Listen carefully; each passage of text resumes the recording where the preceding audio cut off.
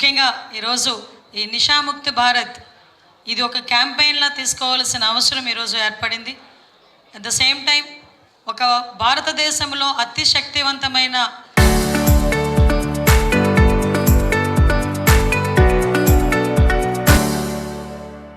మానవ వనరుల్లో ముఖ్యంగా భావించే యువశక్తికి ఈరోజు భగ్నం కాకుండా రాబోయే తరాలకి యువశక్తిని ఒక పెట్టుబడిగా ముందుకు తీసుకెళ్లే ఒక మంచి బృహత్తరమైన కార్యక్రమం. అంతకు మించి ఈరోజు ఎట్టి పరిస్థితుల్లోని మాదక ద్రవ్యాల జోలికి ఎవరూ పోకూడదు అని మన భారత ప్రభుత్వం, అదేవిధంగా state government and central government ఇవన్నీ కూడా సంయుక్తంగా తీసుకొని ఈ రోజున యాంటీ నార్కోటిక్ డేని కూడా ఈరోజు మనందరం కూడా జరుపుకుంటున్నాం. ఈ కార్యక్రమానికి సభాధ్యక్షత వహించి అదేవిధంగా ఈరోజు ఈ కార్యక్రమాన్ని నిర్వహించిన మా secretary women and child differently abled persons Shrimati Suryakumari గారికి ఐఏఎస్, అదేవిధంగా ఈ విజయవాడ జిల్లా కలెక్టర్ ఎన్టీఆర్ జిల్లా కలెక్టర్ డాక్టర్ లక్ష్మీ షా గారికి IAS, chairperson 20 points programme సోదరులు లంకా దినకర్ గారికి, SP eagle Shri K Nagesh Babu గారికి, అదేవిధంగా ఎస్పీ ఈగల్ శ్రీమతి స్వరూపారాణి గారికి, chairperson state level coordinating agencies Shrimati Umaraja గారికి, chairperson Devi institutional societies Shrimati Devi గారికి, state nodal officer doctor Nilma గారు, డాక్టర్ పెద్దలు గౌరవనీయులు డాక్టర్ సమరం గారికి ప్రత్యేకంగా ధన్యవాదాలు తెలియజేసుకుంటూ ఈరోజు సుమారుగా ఒక యాజ్ ఏ హోమ్ మినిస్టర్గా కాకుండా ఒక టీచర్గా, ఒక తల్లిగా ఈరోజు ప్రతి ఒక్కరికి కూడా ఈ ఇష్యూలో ముఖ్యంగా ఈ డ్రగ్స్ విషయంలోనే కానీ గంజాయి విషయంలోనే కానీ ఇందాక సోదరి చెప్పినట్టుగా prevention is better than cure. ఈరోజు గాంజాకి అలవాటు పడిన తర్వాత ఏం చేయాలి అనే దానికన్నా గాంజాలకి డ్రగ్స్కి అలవాటు పడకుండా యువతిని ఎలా కాపాడుకోవాలనే ఉద్దేశంతో ఈరోజు సెంట్రల్ గవర్నమెంట్, స్టేట్ గవర్నమెంట్ అనేకమైన ప్రోగ్రాములు తీసుకుంటుంది. కాకపోతే ఈ రోజున జనరేషన్ పిల్లలు చాలా ఫాస్ట్గా ఉంటున్నారు, అట్ ద సేమ్ టైం చాలా క్లారిటీగా ఉంటున్నారు. అంతే క్లారిటీ ఎక్కడో ఒక చిన్న డ్రాప్ అవుతుంది. ఆ డ్రాప్ అవుతున్న నేపథ్యంలోనే ఇలాంటి వాటికి బాగా ఎడిక్ట్ అయ్యే పరిస్థితులు కూడా కనిపిస్తున్నాయి. సుమారుగా భారతదేశంలో నిన్ననే నేను విట్ కాలేజ్కి కూడా నేను ఈ యాంటీ నార్కోటిక్ డే సందర్భంగా అక్కడ పిల్లలతో ఇంటరాక్ట్ అయ్యా.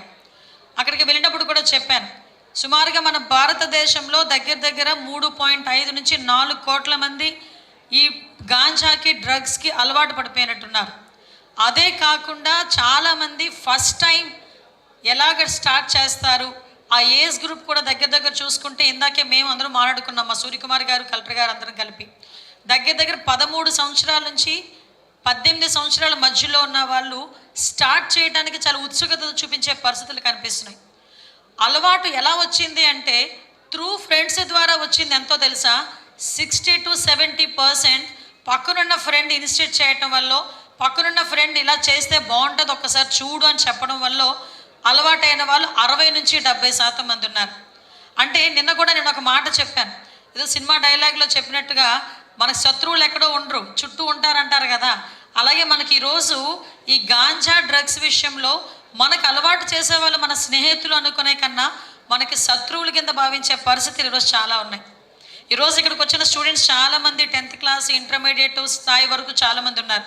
అటు అమ్మాయిలు వచ్చారు, అబ్బాయిలు వచ్చారు చాలామంది. It's very good initiation. ఎందుకంటే ఇలాంటి కార్యక్రమాలకి వచ్చి 2 గంటలు 2.5 గంటలు కూర్చోవడం అంటే చాలా కష్టం. అదే మన మొబైల్ పట్టుకొని ఇన్స్టాగ్రామ్లో మెడ నిప్పెట్టినా కూడా టకా టకా టకా టకా తీస్తుంటాం. ఏం చూస్తాం? రీల్స్. కానీ మీ చాలా మంచి పిల్లలు. ఓకే, మీరు చాలా మంచి పిల్లలు. ఎంత మంచి పిల్లలు అంటే నేను ఇందాక నుంచి అబ్జర్వ్ చేస్తున్నాను. నిన్న విట్లో అయితే కొంతమంది మొబైల్స్ అయినా చూశారు, కానీ ఈరోజు పిల్లలు ఏదో పక్కన మాట్లాడుకుంటున్నారు. కానీ వెరీ గుడ్, చాలా మంచి స్టూడెంట్స్ మీరు. బట్ వింటున్నారు, ఇది కావాలి మాకు కూడా. కాకపోతే నేను చెప్పేది ఏంటంటే 2-3 విషయాలు మాట్లాడుకుందాం.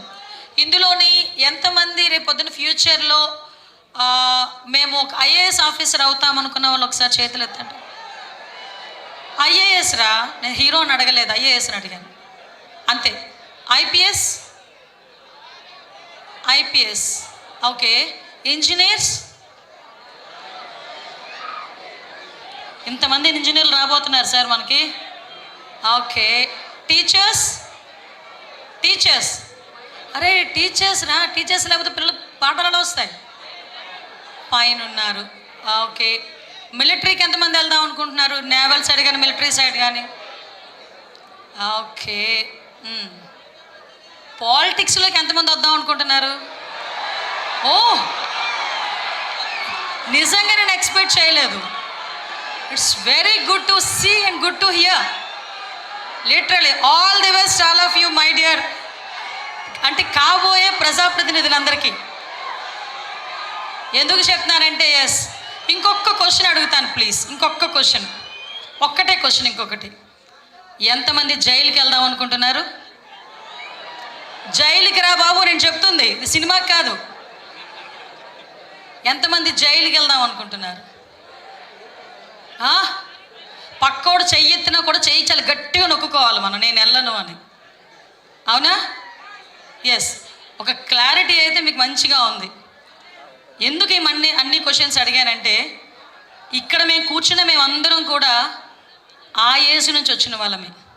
ఇక్కడ ఒక పొలిటికల్ లీడర్గా నేను కానీ, ఒక చైర్మన్గా దినకర్ గారు కానీ, ఒక ఐఏఎస్ ఆఫీసర్గా లక్ష్మీషా గారు కానీ, మన సూర్యకుమార్ గారు కానీ, అదేవిధంగా ఒక డాక్టర్గా ఒక సమరం గారు కానీ, ఒక పోలీస్ ఆఫీసర్లుగా మా నగేష్ గారు, స్వరూప గారు కానీ, వీళ్ళందరం కూడా మీ ఏజ్ నుంచి మేమందరం వచ్చిన వాళ్ళమే.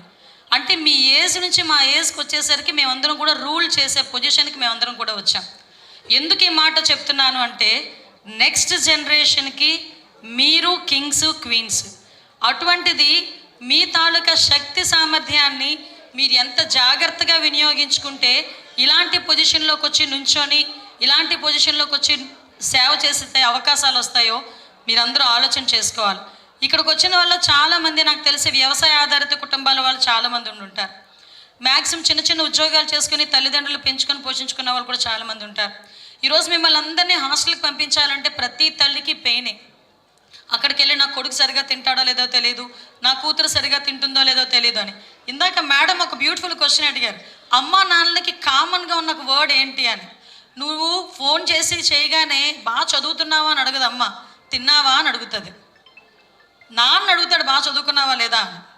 అంటే ఒక తల్లి తండ్రి కానీ పిల్లోడు ఆరోగ్యంగా ఉండాలి, తర్వాత బాగా చదువుకోవాలి, మంచి భవిష్యత్తులోకి రావాలి, వాళ్ళేవి రేపు పొద్దున మీరు ఏదో చూసేస్తారని ఆశించి ఇప్పటి నుంచి మిమ్మల్ని నేను చదివించరు. కానీ మా బతుకుల్లో నా బిడ్డల బతుకులు ఉండకూడదు అని ఒకే ఒక ఆశతో మిమ్మల్ని అందరినీ కూడా వాళ్ళ స్థాయికి మించి కూడా మిమ్మల్ని అందరినీ కూడా పంపిస్తారు.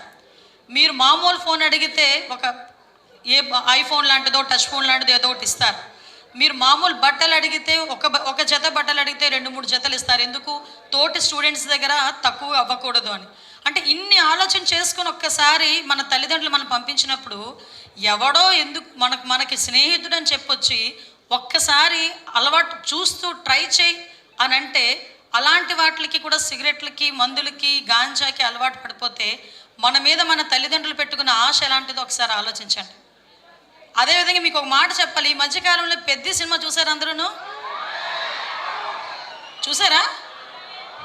అందులో చాలా ఒక్క డైలాగ్ ఉంది. ఏంటో డైలాగు? మళ్ళీ ఇంకొకసారి,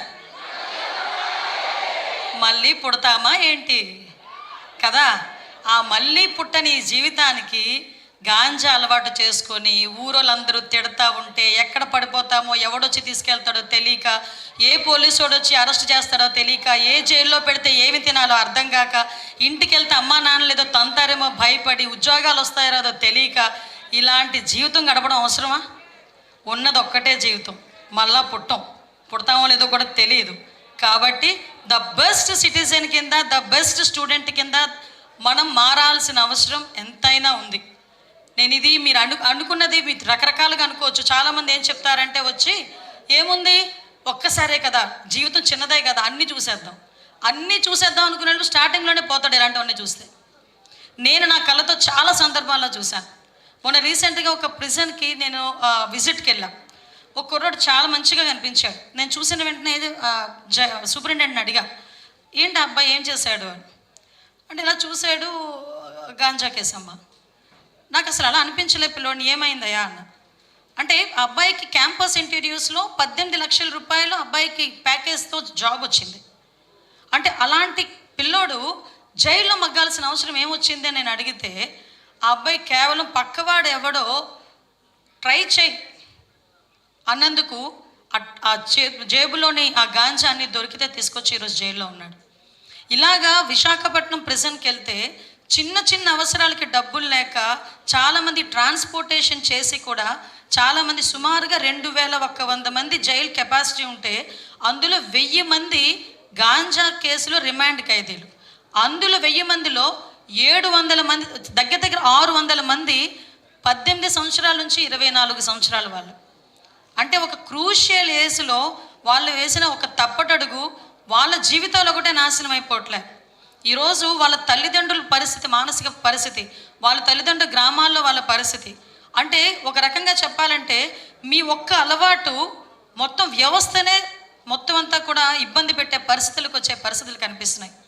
దీన్ని మేము రాజకీయాలు చాలా మాట్లాడతాం, కానీ రాజకీయాల కన్నా దేశ భవిష్యత్తు, రాష్ట్ర భవిష్యత్తు ముందు.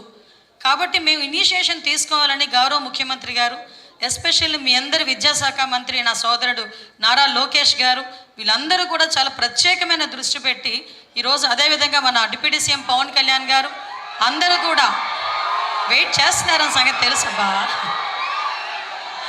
అందరూ కూడా ఈరోజు ఒక ప్రత్యేకంగా దీని మీద దృష్టి పెట్టి ఈగల్ అని ఒక టాస్క్ ఫోర్స్ని ఏర్పాటు చేశారు. ఆ ఈగల్ టాస్క్ ఫోర్స్లో ఇందాక ఎస్పీ గారు మాట్లాడారు కానీ ఆయన ఒక ఎస్పీ. ఈగల్ టాస్క్ ఫోర్స్ 450 మంది పైగా ఉన్న స్టాఫ్తో ఈ 2 సంవత్సరాల కాలంలో అసలు ఎక్కడ వస్తుంది, అసలు ఎక్కడి నుంచి తయారవుతుంది గాంజా అంటే కరెక్ట్గా 24 ఎలక్షన్స్కి ముందు దగ్గర ఏజెన్సీలో 20,000 ఎకరాల్లోని గాంజా సాగు కనిపించేది. మరి ఎంత దరిద్రమో చెప్పనే, నేను అక్కడికి వెళ్ళి ఒకసారి మాట్లాడితే యాషిష్ ఆయిల్ అని చెప్పి గాంజా ఆకుతో తయారు చేసిన ఆయిల్, లిక్విడ్ గాంజా, అది తయారు చేసే మిషనరీ కూడా కుటీర పరిశ్రమలాగా వాళ్ళల్లో ఉండేవి. అంటే ఎంత మేరకు గాంజా పెంచడం, ఆ ఆయిల్ తయారు చేయటం, వాళ్ళు స్మగిల్ చేయటం, అంటే అంత పరిస్థితి నుంచి ఈరోజు with in 2 years of span, అంటే నాకు తెలిసి నవంబర్ 1.5 year అనుకో, లీగల్ స్టార్ట్ 1.5 year, 1.5 yearలో ఈరోజు ఆ ఏజెన్సీ ఏరియాలో ఎక్కడ కూడా గాంజా సాగు అన్నది లేదు, జీరో కల్టివేషన్ చేశాం ఈరోజు. అంటే ఈరోజు దాన్ని పెట్టిన ఎఫర్ట్ గవర్నమెంట్ అఫీషియల్స్ కానీ, అదేవిధంగా ఈగల్ టీమ్ కానీ, మా పోలీస్ డిపార్ట్మెంట్ కానీ, జిల్లా అడ్మినిస్ట్రేషన్ కానీ ఎంత దాని మీద, ఇది ఎక్కువ పోలీస్ డిపార్ట్మెంట్ ఒకలో ఈగల్ ఒకలో చేస్తే సరిపోదమ్మా, ఇదంతా కోఆర్డినేషన్. ఈరోజు కలెక్టర్ గారు ముందుకు రావాలా, జిల్లా కలెక్టర్ గారు ముందుకు రావాలి, ముందుకు వచ్చి ఆల్టర్నేటివ్ క్రాప్స్ వాళ్ళకి, ఇప్పుడు ఆ గాంజా సాగుపోయింది మరి వాళ్ళు ఏం తింటారు, ఆటోమేటిక్గా ఆల్టర్నేటివ్ క్రాప్స్ ఫ్రీగా కొంచెం ఇచ్చి వాళ్ళని కొంచెం మోటివేట్ చేసి గవర్నమెంట్ సపోర్ట్ చేసి వాళ్ళకి తిరిగి వాళ్ళకి లైవ్లీహుడ్కి ఇబ్బంది లేకుండా చూసుకునే బాధ్యత తీసుకున్నారు. అంటే ఇదే కాకుండా ట్రాన్స్పోర్ట్ మీరు అందరూ అనుకోవచ్చు, పిల్లి పాలతో కళ్ళు మూసుకొని పాలు తాగుతూ నేను ఎవ్వడు చూడలేదు అనుకుంటారు. మీరు కూడా చాలామందికి తెలియక ఏం చేస్తారంటే గాంజా తాగుతున్నట్టు ఎవరికి తెలుస్తుందిలే అనుకుంటారు. ఇలా నుంచోబెట్టి చూస్తే మేమందరం కూడా కనిపెట్టగలడు గాంజా మత్తులో ఉన్నాడా, మామూలు లిక్కర్ మత్తులో ఉన్నాడా, డ్రగ్స్ మత్తులో ఉన్నాడా చెప్పగలం. వాళ్ళ కళ్ళల్లో తెలిసే పరిస్థితులు కనిపిస్తున్నాయి ఈ రోజుల్లో. అటువంటి పరిస్థితిలో ఉన్న వాళ్ళని కూడా ఈరోజు అరెస్టులు చేసి, చిన్న పెద్ద లేదు, ఎవడైనా కన్జ్యూమ్ చేసినా, ట్రాన్స్పోర్ట్ చేసినా, వాడి దగ్గర పెట్టుకున్నా, ఎవరికైనా ఇంకొకరికి సాయం చేసినా, ఏం చేసినా కూడా ఈరోజు క్రైమే. ఎన్డీపీఎస్ యాక్ట్ ఎంత గట్టిగా ఉందంటే నువ్వు ఎవరి పిల్లోడమైనా అనవసరం, ఏ స్థాయిలో ఉన్నవైనా అనవసరం, గాంజాలో కనుక దొరికితే, డ్రగ్స్లో కనుక దొరికితే స్ట్రైట్ అవే 6 నెలలు పైబడి జైల్లోనే ఉండే పరిస్థితి ఈ రోజుల్లోని. ఆఖరికి కన్విక్షన్ పడిపోయిన తర్వాత కూడా బయటకు వచ్చే పరిస్థితులు కనిపించట్లే. ఇంకో విషయం చెప్పాలి అంటే మీకు కూడా ఏముందిలే బెయిల్ వచ్చేస్తుంది తర్వాత అయినా వస్తామన్న ఫీలింగ్లో చాలామంది ఉంటారు. ఈ రోజుల్లో తల్లిదండ్రులు కూడా అటువంటి పిల్లల్ని బెయిల్ నుంచి బయటికి విడుదల చేయడానికి కూడా ఒప్పుకోకుండా బెయిల్ జామీన్ల మీద కూడా సంతకాలు పెట్టని కేసులు మేము ఎన్నో చూసాం. అంటే ఏ తల్లిదండ్రులు కూడా నా బిడ్డడికి ఒంట్లో బాగాలేదంటే నిన్ను మంచం మీద పడకుండా జీవితాంతం నీకు సేవ చేయడానికైనా సిద్ధపడతారు, కానీ నువ్వు గాంజా మత్తుకు అలవాటు పడిపోయి జైల్లో ఉంటాను, నాకు ఇంటికి డబ్బులు కట్టి జైలు నుంచి విడుదల చేయండి ఎవరు చేయరు. ఇది ఒకసారి మనం కూడా పిల్లలు కూడా ఆలోచన చేసుకోవాలి. ఎందుకంటే మీరు ఒక్కలే కాదు, మీ చుట్టుపక్కల ఉన్న వాళ్ళు కూడా ఎవరెవరు ఎలా చేస్తున్నారు, ఏం చేస్తున్నారు, ఎవ్రీథింగ్. నిజంగా ఒక్కొక్కసారి భయం అనిపించేది. హోమ్ మినిస్టర్ అయిన కొత్తలో ఒక అతను నాకు ఫోన్ చేసి 4th క్లాస్ చదువుతున్న పిల్లడు గాంజాకి అలవాటు పడ్డాడండి అని చెప్తే నిజంగా భయం వేసింది. అంటే అప్పటి నుంచి స్టార్ట్ చేసుకుని మళ్ళీ ఇది మేము జీరో నుంచి స్టార్ట్ చేసుకొని మళ్ళీ ఈ పొజిషన్కి తీసుకొచ్చుకున్నాం. ఈరోజు ఎన్డీపీఎస్ యాక్ట్ కూడా చాలామందికి ఈగల్ కన్ను అందరి మీద ఉంది. డ్రోన్స్ తిరుగుతున్నాయి. ఎక్కడ ఊరవతలకి వెళ్ళి చెట్టు కింద కూర్చొని నేను గాంజా కొడతానన్నా కూడా ఒక డ్రోన్ నీ మీదకి నుంచి వెళ్తుంది. అక్కడ నుంచి ఫొటోస్ వచ్చినాయి అంటే నువ్వు అక్కడ నుంచి వెళ్ళేలో పోలీసు అక్కడికి వచ్చి కూర్చుంటాడు. అంటే అంత స్ట్రిక్ట్గా కూడా ఈరోజు సర్వేలెన్సెస్ అనేవి పనిచేస్తున్నాయి. ఈరోజు విజయవాడ కమిషనరేట్లో సుమారుగా ఏ మూలకి వెళ్ళినా కూడా ఈరోజు CCTV కెమెరాస్ పనిచేసే పరిస్థితులు ఉన్నాయి, డ్రోన్స్ పనిచేసే పరిస్థితులు ఉన్నాయి. నేను ఒకటే చెప్తున్నానమ్మా, నేను ఇది మిమ్మల్ని భయపెట్టట్లేదు. మీ భవిష్యత్తు మీది. ఈరోజు మీ భవిష్యత్తు మీదే కాదు. ఈరోజు మనం మార్నింగ్ లెగిస్తే మంచి బట్టలు వేసుకోవాలి, మంచిగా రెడీ అవ్వాలి, మంచిగా భోజనం చేయాలి, నేను ఆరోగ్యంగా ఉండాలి, ఎందుకంటే ఇది నా శరీరం అని ఆలోచించుకున్న మీరు ఇలాంటి చిన్న చిన్న ఆనందాల గురించి అనవసరంగా మన భవిష్యత్తునే కాదు మన ఆరోగ్యాన్ని కూడా పాడు చేసుకొని అనకూడదు. కానీ మన తల్లిదండ్రులకి కడుపు కోతను మిగిల్చే పరిస్థితి రాకూడదని మిమ్మల్ని అందరినీ కోరుకుంటున్నా. ఈరోజు గవర్నమెంట్ తీసుకున్న ఇనిషియేషన్స్ ఆఖరికి లీగల్ టీం ఎంతవరకు అంటే ఆపరేషన్ గరుడ అని చెప్పి మెడికల్ షాప్స్ని కూడా ఈరోజు మేమందరం కూడా చెక్ చేసుకుంటున్నాం. ఈవెన్ రైల్వే స్టేషన్స్లో మా స్నిఫర్ డాగ్స్ చాలా ఎఫెక్టివ్గా పనిచేస్తున్నాయి. గాంజా పట్టడంలో మా పోలీస్ డాగ్లు ఈరోజు ఉత్తమ అవార్డులు కూడా ఇవ్వాలి. వాటికి అంత మంచి ట్రైన్ అయి ఉన్నాయి. బెటర్ వేలో ఈరోజు ప్రతి ఒక్కరు కూడా సోషల్ రెస్పాన్సిబిలిటీ తీసుకుంటున్నారు. నేను మిమ్మల్ని కోరేది ఒకటే, మన భవిష్యత్తు బాగుండాలంటే ఈ రోజు కాదు, నెక్స్ట్ మీ జనరేషన్, నెక్స్ట్ మీరందరిది ఈ మొత్తం ఇదంతా ఎంజాయ్ చేసేది మీరు మీ చుట్టుపక్కల ఉన్న వాళ్ళందరినీ కూడా సేఫ్ గార్డ్లో ఉంచాలి అనుకుంటే మీ తాలూకు ఇన్ఫర్మేషన్ కూడా మేము గోప్యంగా ఉంచుతాం. 1972కి డెఫినెట్గా అటువంటి పరిస్థితులు ఎక్కడైనా ఉంటే కాల్ చేయండి. కాల్ చేసి దయచేసి మీ సమాచారాన్ని కూడా గోప్యంగా ఉంచుతాం. ఈ సమాజం రక్షణలో కానీ అదేవిధంగా డ్రగ్స్ ఫ్రీ ఆంధ్రప్రదేశ్గా మార్చడానికి మీ అందరి సహాయ సహకారాలు ఇప్పటి నుంచి కూడా మిమ్మల్ని అందరినీ కోరుకుంటున్నామని తెలియజేసుకుంటూ, ఒక మంచి అవకాశం ఇలాగే నుంచొని మాట్లాడితే గంటల తరబడి మాట్లాడతా, కానీ మిమ్మల్ని అంత విసిగించను, కంగారు పడకండి. మీరు ఎవరు కూడా దయచేసి ఒకటే చెప్తున్నానమ్మా, మీరందరూ కూడా మంచిగా చదువుకొని, ఇందాక పొలిటీషియన్స్ అన్నారు కదా, ఎనీ టైం మీలో ఎవరైనా ఏ రోజుకైనా ఒక ఎమ్మెల్యే ఒక ఎంపీ అలా అయిన వాళ్ళు ఎవరైనా ఉన్నా కూడా ఏ రోజు నన్ను వచ్చి కలవండి, డెఫినెట్గా గుర్తుపెట్టుకొని మాత్రం కలవండి ఒకసారి, నేను హ్యాపీ ఫీల్ అవుతా. ఈరోజు యువశక్తిని ముందుకు తీసుకురావాలని ఉద్దేశంతో అమ్మ మీకు తెలుసా, యాక్చువల్గా మొన్న అసెంబ్లీలో 164 సీట్లు మేము గెలిస్తే అందులోని 60% కొత్త వాళ్ళకి అవకాశాలు వచ్చినాయి. ఈరోజు 25 మంది మంత్రులు ఉంటే దగ్గర 17 మంది కొత్త వాళ్ళు ఉన్నాం మేము మంత్రులకి. అదేవిధంగా నిన్న కాక మొన్న రాజ్యసభకి కూడా మా అందరికన్నా చిన్నోడు విజయ్ని తీసుకెళ్ళి, చింతకాయల విజయ్ని రాజ్యసభ సభ్యుని చేశారు మన నారా చంద్రబాబు నాయుడు గారు. అంటే ఏంటంటే యువశక్తిని ప్రోత్సహించాలి అని చెప్పి ఈరోజు పాలిటిక్స్లో కూడా ఫర్దర్గా ప్రెసిడెంట్లు కానీ ఎంపీటీసీలు కానీ ఎవరు పోటీ చేసినా కూడా 40 సంవత్సరాలు ఆ టార్గెట్ పెట్టి 40% యువతకి ఇవ్వాలి అని చెప్పి ఆల్రెడీ కొన్ని మా పార్టీలోని కూడా కొంత డెసిషన్స్ కూడా తీసుకున్నాం. అంటే అన్ని రంగాల్లోని కూడా యువశక్తిని ముందుకు తీసుకెళ్లాలంటే అదొక రిసోర్స్, దాన్ని మనం కాపాడుకోవాల్సిన బాధ్యత ఉంది. కాబట్టి మీరందరూ కూడా ఆ విషయంలో మా అందరికీ కూడా సహాయ సహకారాలు అందిస్తారని మనస్ఫూర్తిగా కోరుకుంటూ, ఈ అవకాశం ఇచ్చిన మీ అందరికీ కూడా ప్రత్యేకంగా ధన్యవాదాలు తెలియజేసుకుంటూ, పిల్లలందరికీ కూడా నా ఆశీర్వాదాలు తెలియజేసుకొని జై హింద్. రాష్ట్ర హోంశాఖ మంత్రులు శ్రీమతి వంగలపూడి అనిత గారు, గౌరవనీయురాలు మేడం సూర్యకుమారి గారు IAS, గౌరవనీయులు శ్రీ లక్ష్మీ షా కలెక్టర్ గారు, గౌరవనీయులు దినకర్ గారు, other distinguished guest on the dais of the dais, అందరికీ గుడ్ మార్నింగ్. ఈరోజు ఏ రాష్ట్రానికైనా, ఏ దేశానికైనా, ఏ కుటుంబానికైనా హ్యూమన్ రిసోర్సెస్ అనేవి very very important. Quality of human resources, ఎక్కడైతే క్వాలిటీ ఆఫ్ హ్యూమన్ రిసోర్సెస్ ఉంటాయో ఆ దేశం కానివ్వండి, ఆ కుటుంబం కానివ్వండి, ఆ రాష్ట్రం కానివ్వండి అభివృద్ధి పదంలో దూసుకుపోతుంది. దీన్ని బ్రేక్ చేయడానికి కొన్ని దుష్టశక్తులు ఈ డ్రగ్స్ అనే మహమ్మారిని సమాజంలోకి తీసుకొస్తూ ఉన్నాయి. దీని పట్ల మనమందరం చాలా అప్రమత్తంగా ఉండాలి.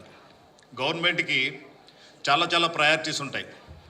ఫర్ ఎగ్జాంపుల్, పూర్ పీపుల్ని అప్లిఫ్ట్ చేయాలని, క్వాలిటీ ఆఫ్ ఎడ్యుకేషన్ ఇవ్వాలని, మంచి కంపెనీస్ని తీసుకురావాలని, మంచి ఎంప్లాయ్మెంట్ క్రియేట్ చేయాలని, ఇలా చాలా ప్రయారిటీస్ ఉంటాయి. అయినప్పటికీ out of lot of financial constraints మన గౌరవ ముఖ్యమంత్రి గారుకి హ్యూమన్ రిసోర్సెస్ మీద మరి ముఖ్యంగా యువత మీద అపారమైన నమ్మకం. వీళ్ళు తెలుసో తెలియకో కొంతమంది ఈ డ్రగ్స్ బారిన పడి దారి తప్పుతున్నారు. దీనివల్ల కుటుంబం కుంటుపడటమే కాకుండా రాష్ట్ర అభివృద్ధి కుంటుపడుతుంది, అట్లాగే దేశ అభివృద్ధి కూడా కుంటుపడుతుందనే ఉద్దేశంతో ఈగల్ అనే ఒక ప్రత్యేకమైన వ్యవస్థని నెలకొల్పడం జరిగింది. ఈగల్ అంటే elite anti narcotics group for law enforcement.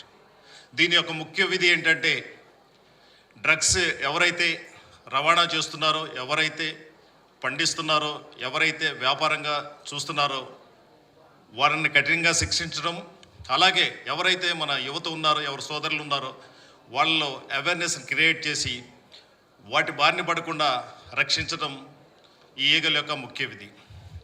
ఈ ఈగల్ని స్థాపించిన తర్వాత ఇప్పుడే దినకర్ గారు చాలా డీటెయిల్గా చెప్పారు మా ప్రోగ్రామ్స్ అన్నీ కూడా. మేము ఒక మల్టీ ప్రాంగ్డ్ అప్రోచ్తో వెళ్తూ ఉన్నాము. దానిలో భాగంగానే operation Garuda, misuse of OPM, అలాగే ఆపరేషన్ చైతన్యం, దీని ద్వారా జీరో కల్టివేషన్ని అచీవ్ చేయటము, అలాగే ఆపరేషన్ సేఫ్ క్యాంపస్ ద్వారా ఎడ్యుకేషనల్ ఇన్స్టిట్యూషన్స్ అన్నీ కూడా ఈ మారక ద్రవ్యాలకు అందుబాటులో లేకుండా దాని చుట్టుపక్కల ఎక్కడ కూడా టొబాకో ఉత్పత్తులు కానీ అదర్ ఉత్పత్తులు కానీ ఏవి కూడా అందుబాటులో లేకుండా క్యాంపస్లన్నీ కూడా సేఫ్ చేయడం జరిగింది. అలా వాటితో పాటు అవేర్నెస్ క్యాంప్స్ కూడా కండక్ట్ చేయడం జరుగుతుంది. ఈరోజు మీరు ఎడ్యుకేషనల్ ఇన్స్టిట్యూషన్స్ చూసినట్టయితే ఆల్మోస్ట్ మోర్ దాన్ 40,000 ఈగల్ క్లబ్స్ని మేము ఆపరేట్ చేయడం జరుగుతుంది. ప్రతి కాలేజీలో ఈగల్ క్లబ్స్ ఉన్నాయి. వారు కూడా వారి కాలేజీలో ఉన్న పరిస్థితులను గమనిస్తూ ఉంటారు. వారికి కావాల్సిన సహాయ సహకారాలని ఈగల ద్వారా తీసుకుంటూ ఉంటారు. ఏదైనా సమాచారం కావాలంటే, ఏదైనా అసిస్టెన్స్ కావాలంటే, ఎక్కడైనా ఈగల్ ఇంటర్ఫేర్ కావాలంటే వారు ఆ సమాచారాన్ని అందిస్తారు. ఆ విధంగా మోస్ట్ ఆఫ్ ది ఎడ్యుకేషనల్ ఇన్స్టిట్యూషన్స్ని మేము సేఫ్ చేయగలిగాం.